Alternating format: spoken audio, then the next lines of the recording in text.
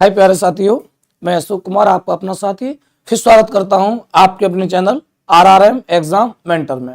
आज दोस्तों आपके लिए एक बेहतरीन क्लास है जिसमें हम आपसे बात करेंगे कि मिरर को जो न्यूमेरिकल होते हैं मिरर्स के, वो दर्पण के जो न्यूमेरिकल है अंक के प्रश्न होते हैं उन्हें हम आसानी से शॉर्ट ट्रिक के द्वारा कैसे सॉल्व करें।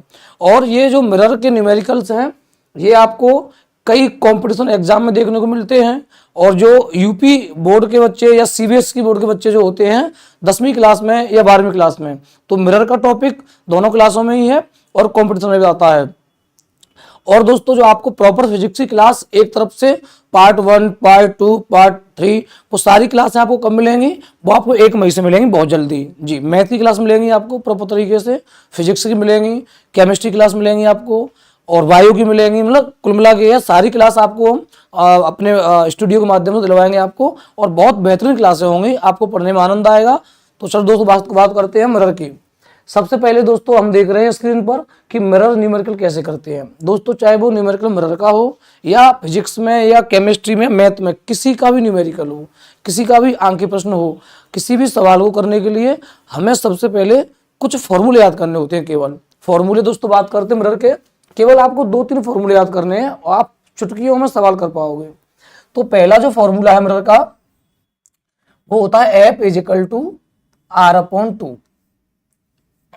ये फॉर्मूला बताता है कि फोकस दूरी जो होती है और जो वक्रता त्रिज्या होती है, रेडियस, और फोकस दूरी में संबंध क्या होता है। दोस्तों इसमें F = R/2 है। इसको हम ये भी बोल सकते हैं कि जो फोकस दूरी होती है वो त्रिज्या की आधी होती है।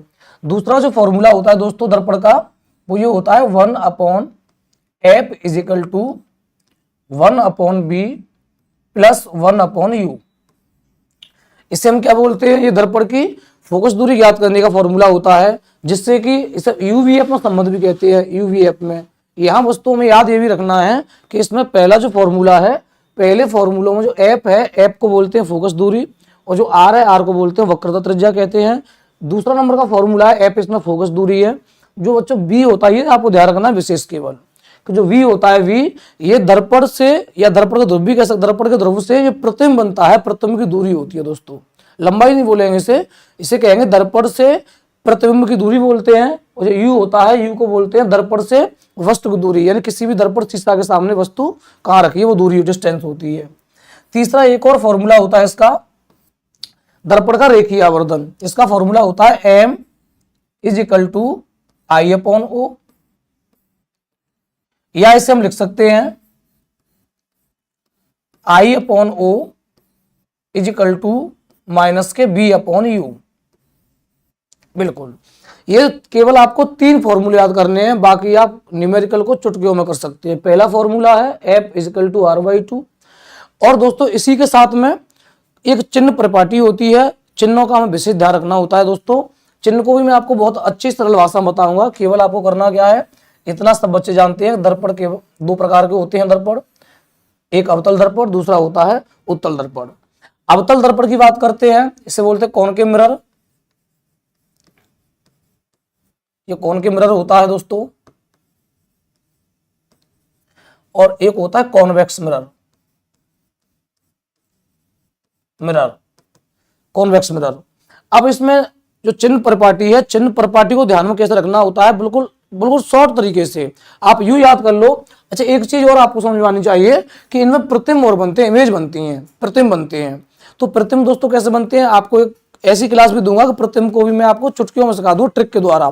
तो इसमें सबसे पहले अगर U की वैल्यू है, U का अगर मान लगाना है, यानी वस्तु की जो दूरी होती है अवतल दर्पण में वो सदैव माइनस चिन्ह के साथ प्रयोग करनी है आपको। सदैव अवतल दर्पण के सामने वस्तु रखी है तो U की वैल्यू जो है सदैव हमें माइनस की नेगेटिव करनी है।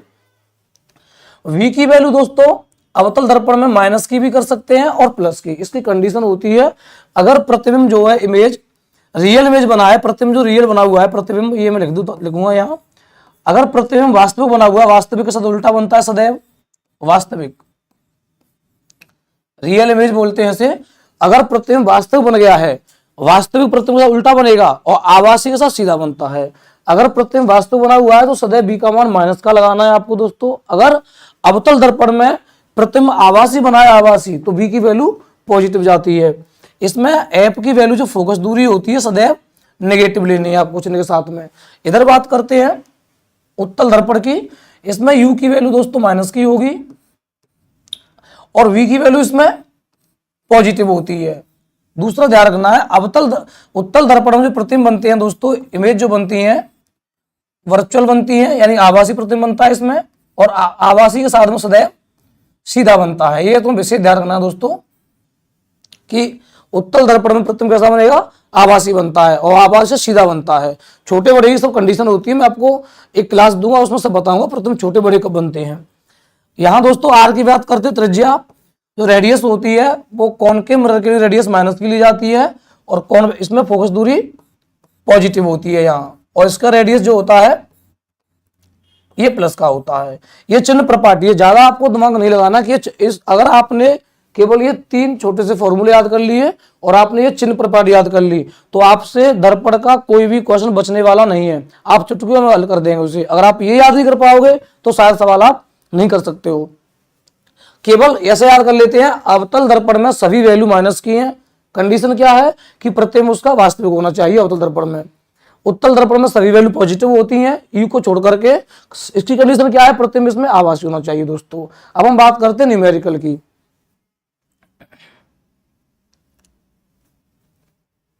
एक हम एग्जांपल लेते हैं दोस्तों,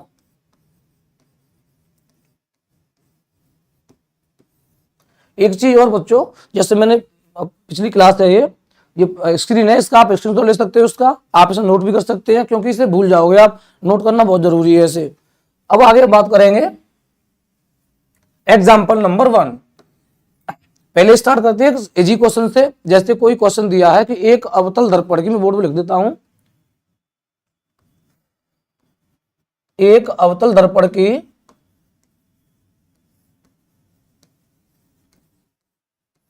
फोकस दूरी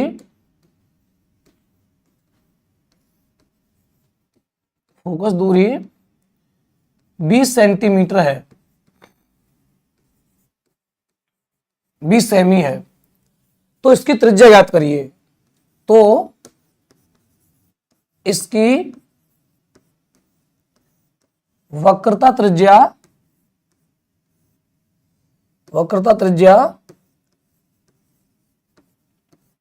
ज्ञात करो।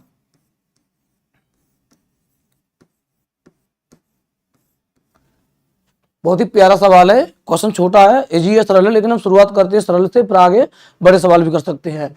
एक अवतल दर्पण की आएगा कि फोकस दूरी 20 सेंटीमीटर है, तो इसकी वक्रता त्रिज्या ज्ञात करो। बच्चों यहाँ बहुत सबसे पहले ये सवाल है, बता दिया मैंने, लेकिन हमें ध्यान का रखना होता है, हमें एक चीज विशेष ध्यान रखनी होती है कि जो क्वेश्चन दिया है इस क्वेश्चन में दर्पण कौन सा दिया है, अवतल दर्पण। ये देखना है हमें, अवतल दर्पण दिया है इसमें, और अवतल दर्पण में ध्यान रखना होता है कि जो अवतल दर्पण दिया है इस अवतल दर्पण के लिए हमें चिन्ह कैसे प्रयोग करने हैं। मैंने क्या बताया था अभी, अवतल दर्पण की जो फोकस दूरी होती है यह सदैव माइनस चिन्ह के साथ ली जाती है दोस्तों, माइनस के साथ लेते हैं इसे। तो इसमें सबसे पहले हमें करना क्या होता है कि इसमें एफ का मान क्या दिया है दोस्तों, ये दिया है 20 सेंटीमीटर, लेकिन ध्यान क्या रखना है कि सर ने बताया था अभी कि अवतल दर्पण की जो फोकस दूरी होगी वो माइनस चिन्ह के साथ लेनी है हमें, तो ये माइनस के 20 होगा यहाँ। और अपन ज्ञात क्या करना है, वक्रता त्रिज्या ज्ञात करनी है, अवतल दर्पण की आर निकालनी है दोस्तों। फॉर्मूला क्या होता है, एफ इज इक्वल टू, इसमें लगाएंगे फॉर्मूला, ये जो फॉर्मूला होता है f is equal to r upon 2। F की वैल्यू कितनी दी है, माइनस के 20 बराबर आर बटे 2। इसका क्रॉस मल्टीप्लाई कर दें, आर का मान प्राप्त होगा माइनस के 40 सेमी। आप ऐसे प्रश्नों को मौखिक भी कर सकते हैं, बिना किए भी आप चुटकियों में आंसर दे सकते हैं कि अगर किसी न्यूमेरिकल में फोकस दूरी दी है तो त्रिज्या अगर निकालनी है, त्रिज्या फोकस दूरी की सही डबल होती है, 2 गुनी होती है, तो आप 20 का कर सकते हो 40। ध्यान का रखना है, अवतल दर्पण नेगेटिव होगी। ये तो दोस्तों एक इजी क्वेश्चन हो गया। अब आगे हम बात करते हैं, आप इसका भी स्क्रीनशॉट कर लीजिए बच्चों। अब आगे हम बात करते हैं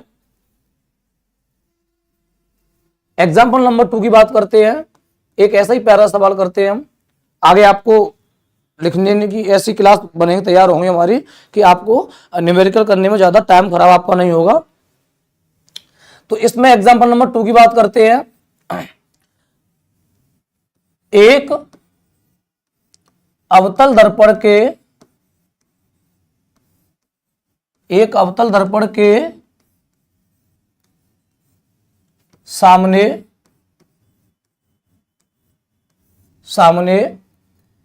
30 सेमी दूरी पर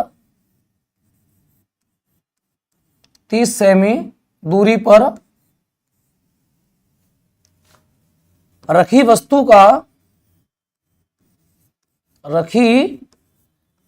का वास्तविक प्रतिबिंब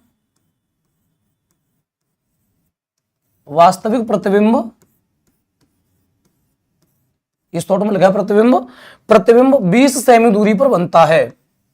20 सेमी दूरी पर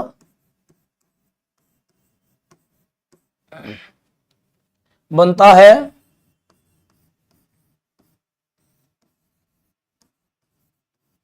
तो दर्पण की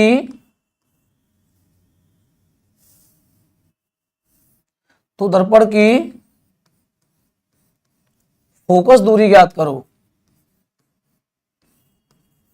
फोकस दूरी ज्ञात करो। ये प्रश्न बन गया हमारा, ये क्वेश्चन बन गया है ये कि एक बार सवाल को दोबारा रीड कर लेते हैं। एक अवतल दर्पण के सामने 30 सेमी दूरी पर रखी वस्तु का वास्तविक प्रतिबिंब 20 सेमी दूरी पर बनता है, तो दर्पण की फोकस दूरी ज्ञात करो। बेटा ये ऐसा प्रश्न है, ये आप चाहो तो 10वीं क्लास का या 12वीं क्लास का या किसी कंपटीशन एग्जाम को उठा के ले लीजिए, जहां फिजिक्स आती है वहां ऐसा कोई एग्जाम नहीं है जिसमें ऐसा कोई क्वेश्चन बनता नहीं है। इस टाइप का क्वेश्चन है ये। जैसे इसमें फोकस दूरी पूछी है, किसी क्वेश्चन में फोकस दूरी देकर के यू का मान पूछ ले, बी का मान पूछ ले, तो इस टाइप के क्वेश्चन करने का आपको ज्यादा दिमाग तनाव नहीं लाना है, केवल ये हमारी क्लास देखनी है बस। आप हमारी क्लास देखिए, आपको कोई टेंशन नहीं होगी, 1% भी आपको दिक्कत नहीं आएगी। बेटा मैं आपको चित्र से बताऊंगा, फिर चित्र बनाऊंगा मैं आपके लिए। एक अवतल दर्पण है ये, क्योंकि अच्छा एक चीज और मैं हमेशा बच्चों से बोलता हूं, अपनी ऑफलाइन क्लास में भी कहता हूं मैं, कि अगर हम कोई सवाल करते हैं तो सवाल करने के लिए आप मेरी कुछ बातों को फॉलो कर लीजिए। न्यूमेरिकल आपसे बचेगा नहीं। अगर आप न्यूमेरिकल अच्छा लगा पा रहे हो तो आप किसी चैप्टर की थ्योरी भी कर सकते हो, उसकी डेरिवेशन कर सकते हो। मेरी कुछ बातें क्या है, सबसे पहली बात यह है कि अगर हम कोई सवाल करने जा रहे हैं तो उस सवाल को बच्चों बहुत अच्छे से हमें रीड करना है। सवाल को पहले पढ़िए, सवाल में जो अर्थ दिया, अर्थ क्या निकल के आ रहा है सवाल का। दूसरा, सवाल को अच्छे से पढ़ने के बाद में उसका डाटा बनाते हैं, जैसे उसमें कौन सा मान दिया है, कौन सी भौतिक राशि दी है, मात्रा क्या दिया हुआ है, मतलब एक प्रकार से डाटा बनाना। तीसरी बात यह है एक सही फॉर्मूला उसमें यूज करना। अगर आप सही फॉर्मूला यूज कर पाओगे तो आप सवाल को कर सकते हो। उसके बाद में उस सवाल में मान पुट करके उसे कैलकुलेट करना। उसके बाद आपको लास्ट में जब आप मान निकालते हो बच्चों, तो ये बच्चे भूल जाते हैं। कई बार हमने कॉपी चेक की है, कॉपी चेक करते हैं उसमें दिक्कत, बच्चे क्या करते हैं, न्यूमेरिकल सही किया है, बिकॉज उन्होंने क्या कर दिया है, उसने लास्ट में उन्होंने मात्रक जो लिखना भूल जाते हैं। अगर आवश्यकता है तो आप मात्रक अवश्य लिखिए। अगर टाइम पूछा कि सवाल में टाइम आपने t बराबर निकाल दिया 20, अब पता नहीं 20 क्या निकाल दिया है, 20 सेकंड है कि 20 मिनट है कि 20 घंटे है। इसलिए बच्चों मात्रक का फिजिक्स में विशेष ध्यान रखें। दोस्तों ये अवतल दर्पण है, अवतल दर्पण। अब सवाल में हमारा क्या कहता है कि अवतल दर्पण के सामने एक वस्तु रखी है। यहां ये वस्तु रखी है बच्चों, एक वस्तु कहते हैं इसे, मान लेते हैं वस्तु है ये, और वस्तु की दूरी कितनी है, दर्पण के सामने 30 सेमी दूरी पर वस्तु रखी है दोस्तों, 30 सेमी दूरी पर। अर्थात जो यहां दर्पण का पोल होता है, ध्रुव होता है यहां, बाकी जो डिस्टेंस दी है वस्तु की, वस्तु ओ होती है ओ, इसकी डिस्टेंस दी है 30 सेंटीमीटर। और हमेशा दूरी दर्पण में पोल से मापी जाती है, ये 30 सेंटीमीटर दिया है। दोस्तों आपको समझ में आ रहा हो, क्लास मेरी समझ में आ रही है बहुत टॉप तरीके से, तो कृपया करके हमारे चैनल को सब्सक्राइब भी करते रहें और अपने दोस्तों को शेयर भी करते रहें। दोस्तों इसमें अब उसने क्या कह दिया है सवाल में, इसका जो वास्तविक इमेज बनती है, इसकी रियल इमेज बनती है, वो बच्चों 20 सेमी दूरी पर बनती है। अर्थात वस्तु और पोल के बीच में बनेगी इमेज। यहाँ वास्तविक प्रतिबिंब हमेशा उल्टा बनता है, ये बन गया प्रतिबिंब। ये इमेज आई, वो का मतलब ऑब्जेक्ट, आई से इमेज, ये इमेज बनती है 20 सेमी दूरी पर। आपको ये ध्यान रखना है बच्चों 20 सेमी दूरी पर कि जो इमेज बन गई है, अगर वास्तविक इमेज बनी है तो दोस्तों वास्तविक के साथ में प्रतिबिंब सदैव उल्टा बनता है और आभासी के साथ में सदैव प्रतिबिंब सीधा बनता है। यानी ये मुख्य अक्ष के ऊपर बनेगा आभासी के लिए और वास्तविक के लिए प्रतिबिंब नीचे बनता है। तो इसमें क्या दिया है दोस्तों, मैंने बताया था अभी कि जो वस्तु की दूरी होती है दोस्तों वो होती है u, ये u का मान है, और जो प्रतिबिंब की दूरी होती है ध्रुव से या दर्पण से वो दोस्तों v का मान, v का मान है, यस v का मान है ये। यानी u की वैल्यू 30 सेंटीमीटर और v की वैल्यू 20 सेंटीमीटर दोस्तों। बहुत बढ़िया। अब आगे सुने, अब हमें लगाना क्या है, लेकिन ध्यान रखना है अवतल दर्पण में, या आप यूं कहते हैं जो लेफ्ट साइड पोल से लेफ्ट साइड में दूरियां होती है नेगेटिव होती हैं, और पोल से राइट साइड दूरी इधर दूरी जाएंगी वो सब दूरी पॉजिटिवली जाएंगी, और लेफ्ट में पीछे सब नेगेटिवली जाएंगी। तो u की वैल्यू -30 लेंगे और v की वैल्यू -20 लेंगे, और f का मान हमें ज्ञात करना है फोकस दूरी। दोस्तों लगाते हैं अपना फॉर्मूला, 1/f = 1/b + 1/u। ये दोस्तों दर्पण का फॉर्मूला हो गया। हमें करना क्या, मान लगाने, बेटा मान लगाना सीख लें अच्छे से। 1/b बराबर, बेटा ध्यान रखना v की वैल्यू कितनी है, -30 है। ये ऐसे कर सकते हैं इस सवाल में, u की वैल्यू जो दी है वो -30 सेमी है, मात्रक अवश्य लिखते हैं। v की वैल्यू जो प्रतिबिंब का बनता है 20 सेमी में, यही माइनस का होगा क्योंकि वास्तव प्रतिबिंब में ये u v के मान दिए हैं, और f का मान हमें फाइंड करना है। तो v की वैल्यू कितनी है बच्चों, -20 सेमी, तो यहाँ लगा देंगे -20। मैं आपको एक लाइन थोड़ी सी लॉन्ग करूंगा, आप चाहे शॉर्ट कर सकते हो इसे, प्लस लगाएंगे, यहाँ आराम से सिखा रहा हूं मैं। u की वैल्यू कितनी, -30 सेमी दोस्तों। केवल हमें कोष्ठक लगा लेंगे, जो बच्चे बिल्कुल नहीं जानते हैं वो भी सीख जाएंगे, हमने मान पुट कर लिए इसमें दोस्तों। इसके बाद क्या करना है, 1/f बराबर -1/20 हो जाएगा, ये -1/30 हो गया, -1/30। इसके बाद दोस्तों 1/f तो है ही है, ये इजिकल टू, इसका एलसीएम लेना है हमें दोस्तों। एलसीएम लेने को दो प्रकार से कर सकते हैं, या तो 20 और 30 का एलसीएम कर लीजिए आप, या क्रॉस मल्टीप्लाई करके नीचे का नीचे गुणा कर लो, वो भी कर लेते हैं बच्चों, सारे बच्चे होते हैं वो। तो इसका एलसीएम कितना आएगा बच्चों, 60 इसका एलसीएम आएगा। 20 से डिवाइड करेंगे 60 को, 3 बार कटेगा, ये 3 का गुणा कर लेंगे 1 में, -3 एकम, 20 दिया 60। अब यहाँ माइनस प्रयोग करेंगे, माइनस लगा हुआ है तो प्लस होगा, प्लस लगाएंगे यहाँ, 30 से डिवाइड कर लेंगे 60 को 2 बार, 2 का गुणा करेंगे 1 में, 2 एकम 2 दोस्तों। आगे देखिए बच्चों, ये हमारा क्या बन गया, 1/f = माइनस के, सदैव ध्यान रखना है बच्चों, छोटे बच्चे भूल जाते हैं कि माइनस माइनस की संख्या सदैव जोड़ दी जाती है चिन्ह के साथ में। तो -2 -3 -5/60 डिवाइड कर लेंगे, 5 से 5 एक बार, ये कितनी बार कट जाएगा, ये 5 से 12 बार, 12 5 60 होता है ये। तो दोस्तों ये कितना हो गया, 1/f = -1/12। ये आपका यहां निकल के आया 1/f = -1/12। बेटा यहां से क्रॉस मल्टीप्लाई कर लेंगे तो f का मान कितना प्राप्त हुआ, -12 सेमी। दूसरा दोस्तों, कभी कभी क्या होता है, कुछ बुक्स ऐसी हैं जो बच्चे बुक्स पढ़ते हैं, कुछ किताबें ऐसी होती हैं कि वो जैसे अवतल दर्पण की फोकस दूरी पूछ ली उसने, और अवतल दर्पण की फोकस दूरी सदैव और सदैव माइनस की आनी चाहिए।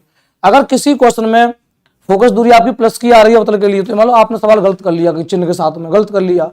कुछ बुक्स ऐसी हैं जहां केवल वो फोकस चिन्ह नहीं देता है वो सवालों में, उसमें बच्चों को टेंशन रहती है, टीचर को टेंशन रहती है कि आपने तो ध्यान रखना है कि अवतल दर्पण के लिए फोकस दूरी माइनस नहीं करनी दोस्तों।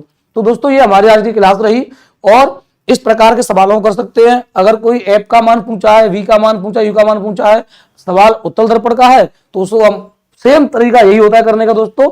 अगर आपको हमारी क्लास अच्छी लगे तो प्लीज हमारे चैनल को सब्सक्राइब करें और हमारी क्लास अपने दोस्तों को शेयर भी करें। धन्यवाद दोस्तों।